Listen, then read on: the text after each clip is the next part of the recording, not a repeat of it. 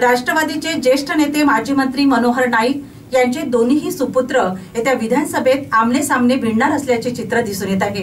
आपण विधानसभेची निवडणूक लढणार असल्याची माहिती ययाती नाईक यांनी पत्र परिषदेत मिळालेली आहे।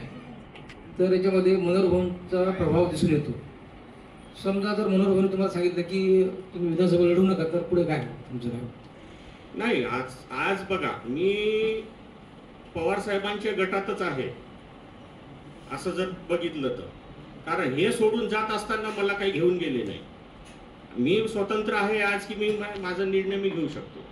दुसरा विषय, मला 3 पक्षाकडनं बोलवणं आहे, कारण सगळे आज हे आता लोकसभा नुकतीच पार पडली, सगळे त्या आवरणं सावरणं चालू आहे। जेव्हा विधानसभेची काही सक्रियता चालू होईल तेव्हा सगळ्या पक्षांसोबत मी चर्चा करणार। त्यात मला जे काही माझ्या मतीनुसार जर होत असेल, अटी शर्ती जे मंजूर होत असेल, तर त्या हिशोबाने समोर मी त्या कामाला लागणार। विधानसभेचं आज मी नाही सांगू शकणार ना, कारण कुठला पक्ष कोणासोबत राहणार हे आज आपण स्पष्ट करू शकत नाही। जर ही परिस्थिती जर राहिली लोकसभेची विधानसभेमध्ये, तर 100% तुम्हाला नवीन काहीतरी बघायला मिळेल, म्हणजे ऐतिहासिक असू शकते।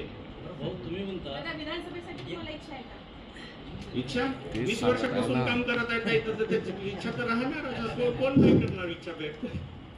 ऐतिहासिक घडू शकू आपण भविष्यामध्ये, एखादं ऐतिहासिक घडू शकू। मी तर तेच बोललो ना सर, की मला जर कुठल्या पक्षाने जर माझे टर्म्स अँड कंडिशन जर फुलफिल करत असतील, तर त्या हिशोबाने मी कुठेही लढायला तयार आहे।